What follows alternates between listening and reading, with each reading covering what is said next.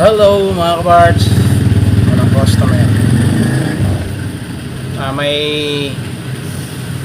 sana akong ipaalam sa inyo mga kabards sa paggugupit, paggamit ng clipper, pagpipaid. Kasi ang pagpipaid ay napakahirap talaga sa mga baguhan. Kaya dapat malaman muna yung mga basic na paggamit ng clipper para sa mga baguhan, at alamin muna yung mga blade na gagamitin sa pagpipaid. Ito mga kabars ay base lang sa aking obserbasyon na pag ang conforme sa blade ang pagpipaid, kaya nahihirapan ng mga baguhan. Hindi alam gamitin ng mga baguhan kung paano yung blade na ginagamit nila sa pagpipaid, yung blade ng clipper. Ay kanya-kanya kasing itsura ang blade. Mayroon tayong taper blade, paid blade, at yung mga ordinaryong blade, yung mga samumurahing clipper tulad ng Starex. Yun ang ating pag-uusapan ngayon, kung paano gamitin yun mga kabards.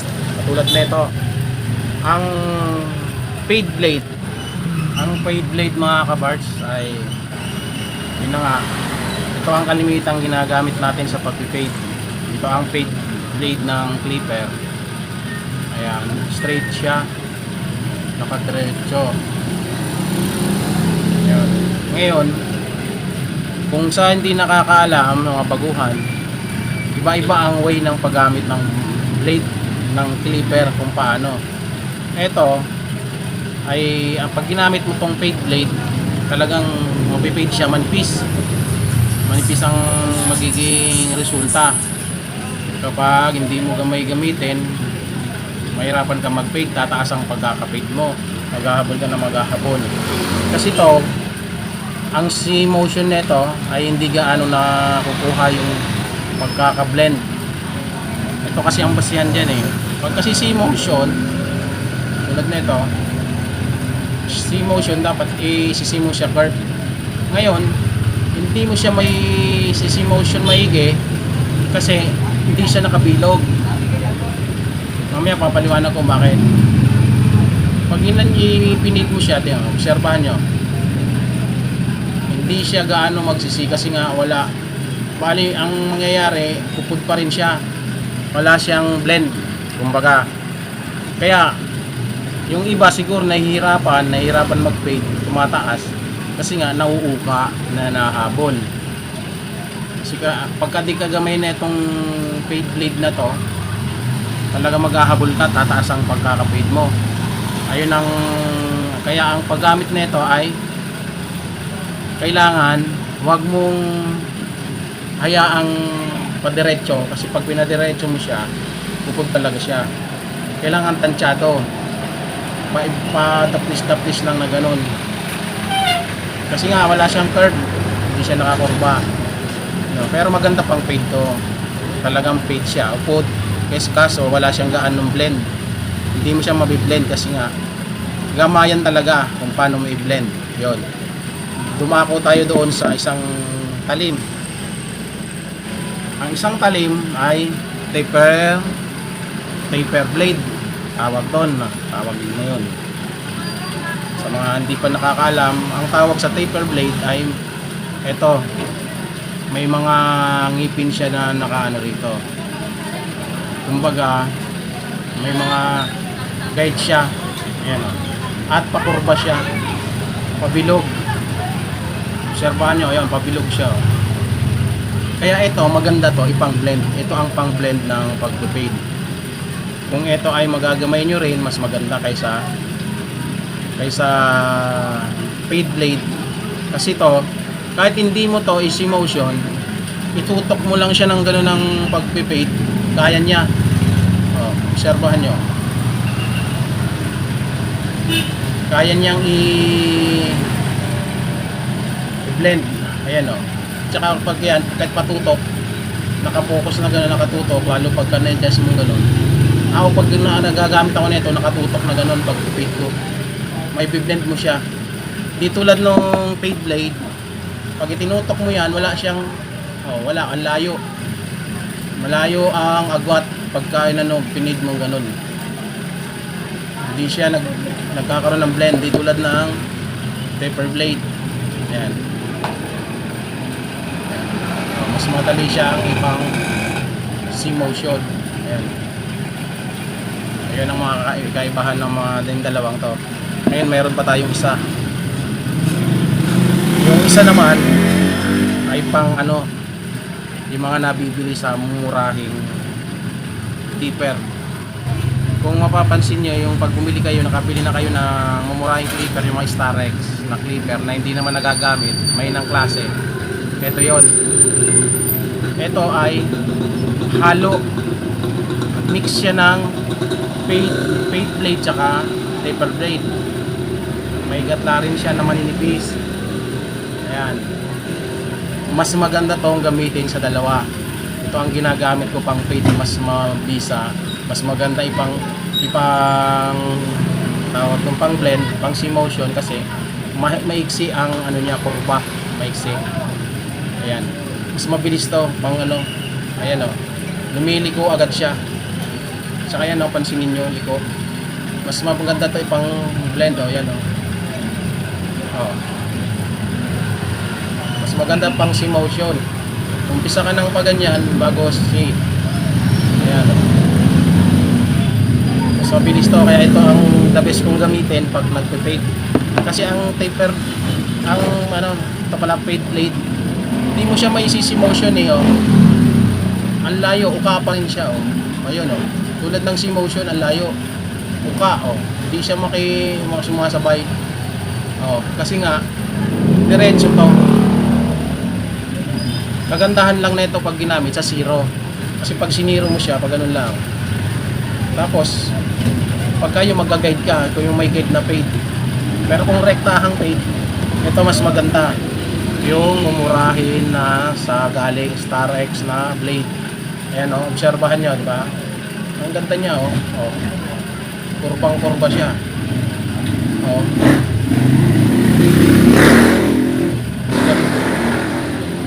maganda pang ukit, mga pansundot-sundot na ganun sa mga dark spot.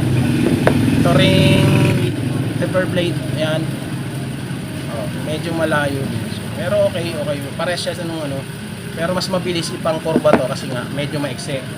Mas mabilis pang kurba ang mumurahin, diba?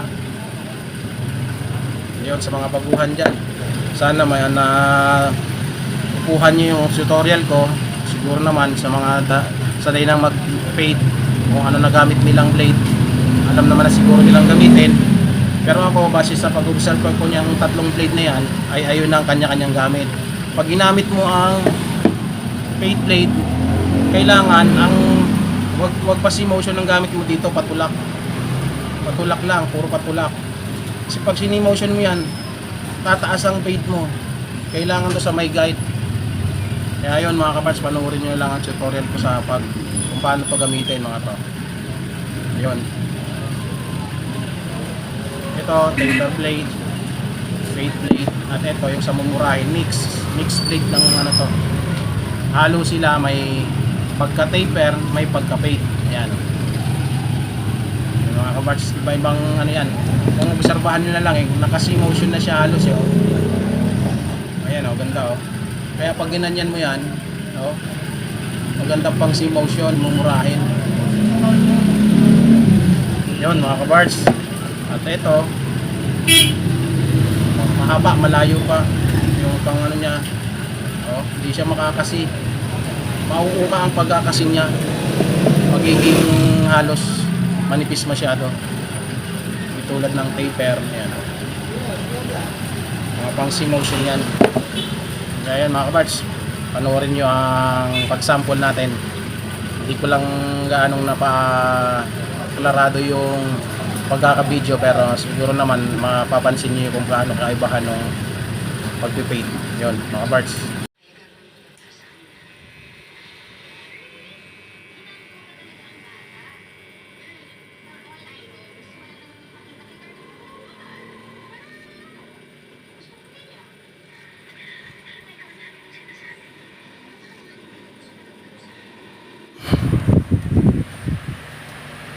Ito ay ano yung fade blade. Obserbahan nyo kung anong magiging resulta. Yan, pag sinimotion mo, dapat kasi pag fade blade patulak lang di siya ano. Kumbaga magkakaroon siya ng guideline. Pang guideline lang talaga siya yung mga ganyang tape ano fade blade. May guideline ng kalalabasan at kailangan natin ng 0.5 na detacher. Itulad niyan yan ito ay ano yan yung mumurahing blade sa Starex. Maganda ang blend niyan, hindi ka magkakamali, tsaka hindi siya hirap gamitin, mabilis pa, diretso lang ang pagka pinid mo yan, talagang fade may blend agad. Sample ulit tayo ng ano, ayan sample, oh, ayan oh, pumuputi siya, wala siyang kurba, walang motion. Kahit isi-motion mo may kanto pa rin, ayan oh. Ayan ang gamit kasi niyan pang fade na may guideline, ang fade blade. Ayan oh, hindi siya, wala siyang korte. Ayan oh. Kaya hindi mo siya pwedeng easy motion, patulak ang gamit niyan. Kumbaga nakatayo yung, pag ginagamit yan nakatayo maigi yung clipper. Dito pansinin nyo may puti agad siya eh.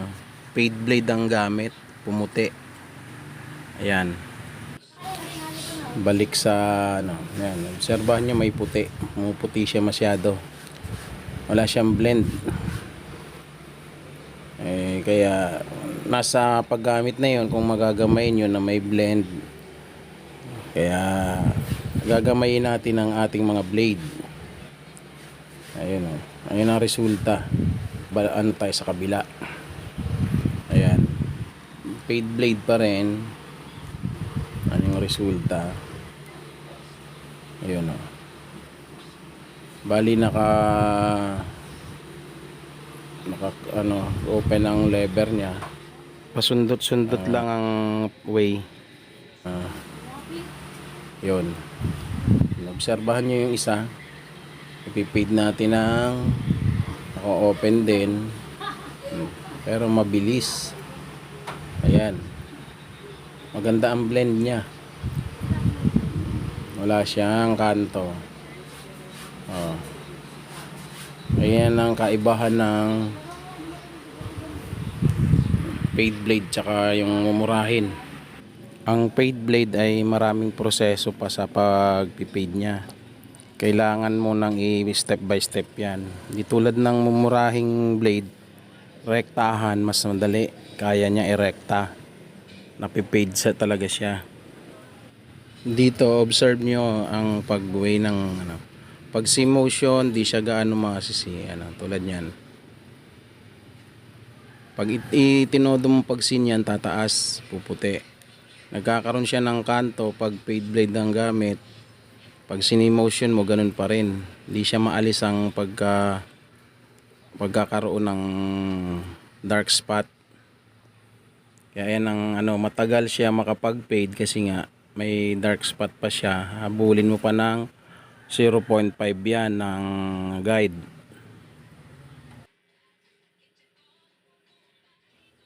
Dito tayo sa kabila. Ito yung style ko ng pagpipade na fade blade ang gamit. Ayan, obserbahan nyo. Ayun o, walang guideline siya, direct din, pasundot-sundot lang, kasi hindi mo siya pwedeng easy motion kasi tataas. Ayun o, ayun ang resulta. Dito naman tayo sa isa. Bali sa mumurahin tayo. Inumpisahan ko siya sa ano, 0. Papansinin nyo, talagang sinadya kong iupod yan kung paano ba habulin niya ng ang mumurahing blade na yan. Yan, pinaputi ko talaga siya kung paano habulin. Yun o. Yan ang technique ng pagpipade. Ayan. Yung blending niya, kung mapapansin nyo, mas mabilis siya mablend. Ayan o. Walang guide yan. Huwag nyo nang pansinin yung pumuti kasi habulin na lang mamaya yan. At ito ay tutorial lang para ma-demo ko sa inyo ang mga pagkakaiba ng pagbiblend. Ayun, sa mga talim. Dito tayo sa kabila. Ang gagamitin natin ay taper blade. Ayun, ganun ang proseso ng taper blade. Ang taper blade ay magiging makapal ang resulta ng pagkakablend kasi makapal ang blade niya at meron siya mga guide na parang guhit-guhit na ayun ang nakakapagpakapal. At yung blending niya ay medyo matagal din i-process. Ayan. Hindi na lang gaanong mapapansin nyo ay matagal din siya kasi sa pagbiblend yun, pasundot-sundot lang din pag taper blade ang gamit. Ayan mga kabarts, at siguro mahaba na tong tutorial na to. Ayun na lang, pansinin nyo lang mga pagkakaiba ng blade. Yun ang kaibahan ng mga blade. Yung may kanya-kanyang gamit yan kung paano gamitin ang fade blade, taper blade, tsaka mumurahing blade ng clipper yung sa Starex. Pili na lang kayo kung ano magamay nyo para maging maayos ang pagpipade. Yun mga kabarts. Ayan, hanggang dito na lang siguro ang aking vlog mga kabarts. Pansinin na lang mga pagkakaiba ng blade. Yun, maraming salamat at pa-subscribe naman, nawa makatulong sa inyo ang tutorial na to sa mga baguhan dyan. Tuloy-tuloy lang tayo. Yun, obserbahan nyo pa rin yan. Dito, demo ko pa rin yung paano pag-blend ng ano yan, yung fade blade. Nagkakaroon talaga siya ng mga uka-uka spot na magkaroon ng dark spot. Pag di mo gamay yan, magkakaroon talaga pag fade blade ang gamit. Kaya ang fade blade ay ginagamit na pang guideline, yung may mga step by step na proseso ng pagugupit ng fade. Hindi mo siya pwedeng ipang rekta gaano pag hindi mo gamay. Talagang mauukaan ka. Kaya ayun ang kaibahan ng mga blade. Matatagal ang proseso kasi nga hindi natin alam gamitin kung ano yung blade na ginagamit natin. Kaya yun, sa tutorial na to, ito ang base sa obserbasyon ko sa mga blade na yan. Yun mga kabarts. At hanggang dito na lang mga kabarts ang aking vlog.